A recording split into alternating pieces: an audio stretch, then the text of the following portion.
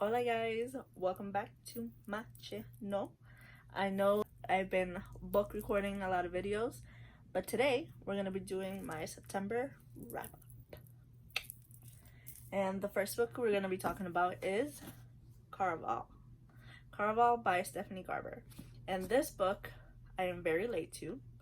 I know a lot of people already have read it. The last one in the series already been made, already done. There's exclusive editions for it and everything right now, but I've waited so long to read it because at first I wasn't really like wanting to read it. It didn't really attract me to it, but then I was like, I'll give it a chance, and I read 100 pages and then I read the whole book.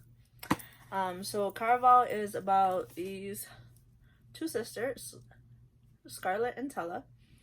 They go to this island to play a game, and the game is run by a man named Legend. One of the sisters, in the beginning, you'll see that she writes letters to Legend and doesn't get a reply back. Sorry if that's spoiler, my bad. Sorry. Hearts, love you lots. Like, we're here.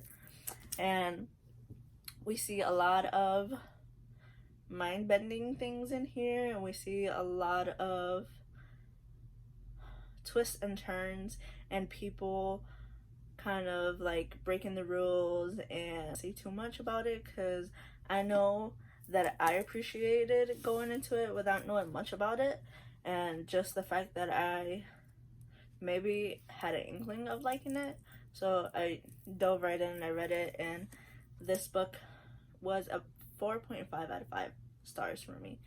I absolutely adored it. The 0.5 was like the beginning portion of it. Like it took me a while to get into it, and I almost DNF'd it. So after that, it was a roller coaster of emotions. And then the next book I want to talk to you guys about is Never Night. This is my baby. This one, of course, is 5 out of 5 stars. If I can give it 100 stars out of 100 stars, I would give it 100 stars out of 100 stars. So in the story, we follow Mia Corvair. She is trying to become an assassin. Something in her life happened when she was younger, which turned her into someone who needed to seek revenge. And in this book, we follow her story and how she tries to become an assassin and how she ends up killing people. And we also have some very nice smut in here. Very, very nice smut in here. It's not like overly done smut, so you're good to go. And we see a lot of twists and turns, a lot of things that you don't expect at all until the very last page that you read it and you want to cry and throw the book. But I definitely love the book, and I understand the hype behind this book. And Jay Kristoff, I can't wait for Dark Dawn. I got this. The next book I'm gonna read. You know what? I'm gonna leave that book to that. I'm gonna leave that one. And next we're gonna be talking about, I took part in the Contemporary-a-thon. Sorry, I shook my camera. I took part in the Contemporary-a-thon, and the very first book that I read for that one was Fix Her Up. And I don't know if you can tell, but I really like this book. This book is about Georgie and Travis Ford. So Georgie is a clown, like an actual clown. Like, she goes to kids parties and she does kids parties with clowns and stuff like that, and she and her family, she's kind of like the outcast. And Travis Ford is the best friend of her brother, and he was a famous baseball player, but then got an injury and he couldn't do that anymore. And this is sort of a kind of hate to love, but as well convenience type of romance, and that turns into some steamy stuff in here. But a lot of hype and a lot of stuff has been said about this book because it it gets smutty very fast. But it's good. It's good. It's good. I like it. I am not a fan of clowns, but I love Georgie. I love her character in this. And 5 out of 5. You guys should definitely read this and pick it up.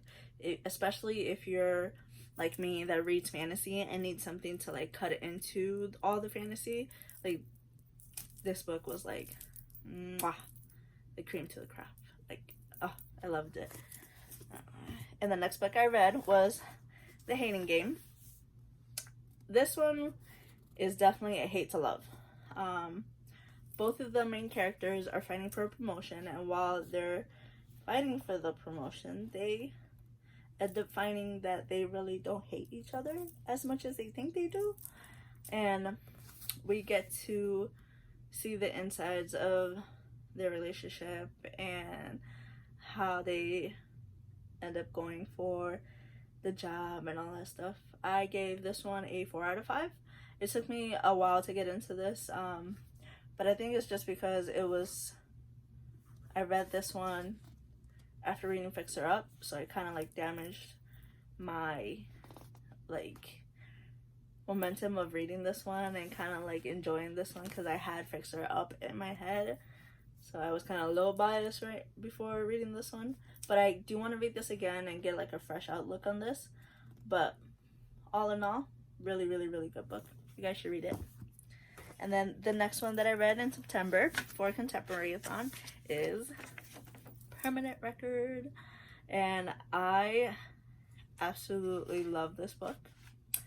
The author is Mary H.K. Choi. She wrote Emergency Contact, which I have an ARC and a first edition, first publish of the book, a finished copy. And when I saw that she was coming out with this and I saw people get the ARC of this, I was super excited. I love her writing. I love the way that she can make a situation that you are not going through, but you feel for the characters and you like want to do stuff for them and like want to make them feel better, but you can't. And we follow, what was his name? Pablo. We follow Pablo in the beginning of the story, and he meets the lovely pop star, if you call her a pop star, while they're at the bodega, or health family store. You have to read it to understand. And you get to see the relationship bloom and get to see what happens to both of them and what happens to him. I absolutely adore this book. This book gets a 5 out of 5. I can't wait for her next books to come out. I can't. Ugh. I feel like I'm fangirling. Like, oh my god. And then the last book that I read for the Contemporary-a-thon was When Dimple Met Rishi. So this one was more like a 3 out of 5 for me. It's not because I didn't like the book or I didn't like the writing or anything. I just didn't like get into it and didn't want to pick it up like right away when I got home from work or when I did something and came back. And that's what happened with the other books. Like, I was like ready to come home and just read and read and read and read and get to the end of the book. And with this one, it took me a long time to read it. And then I'm gonna butcher Zendaya Menon. I'm so sorry. I'm sorry if I butchered your name. In this book, Dimple and Rishi, they go to like a sort of like a summer program based on the career that they want, and we see their relationship flourish between both of them. But Dimple's more like the hard-headed, like focused on like getting where she needs to get in her life and stuff like that, and Rishi's like more the romantic type. But definitely give it a try if you need like a soft-hitting contemporary, and it's definitely a really, really good diverse read.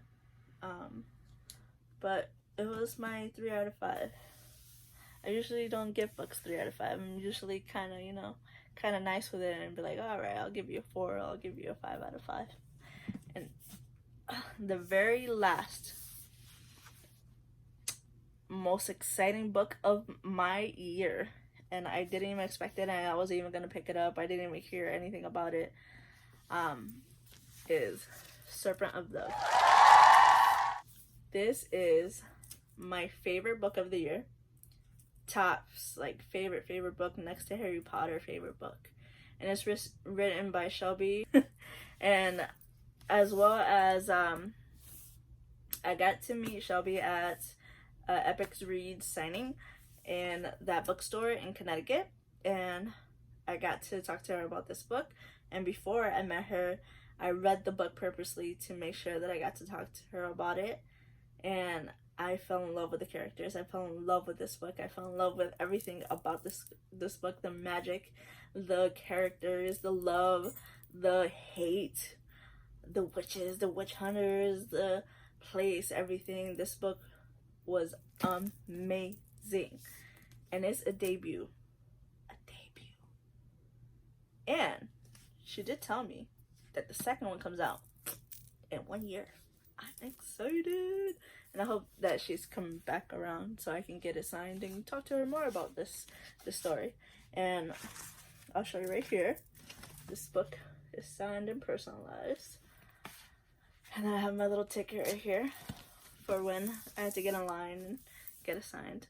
But I definitely recommend this book. This is 5,000 stars out of 5,000 stars. Like, I absolutely adore this book. And you guys should definitely pick it up, give it a chance, and read it if you like fantasy romance, if you like love to hate, if you like witches and witch hunters and blood magic and thieves. You're gonna like this one. This is my favorite. So all in all, I read 1, 2, 3, 4, 5, 6, 7 books in September, which is a lot for me, which is a lot. I go to school, I work, I take care of my son, take care of my dog, take care of my husband. So trust me when I say 7 books, it's a lot for me to read. But it's very easy to read 7 books when you love the books that you're reading.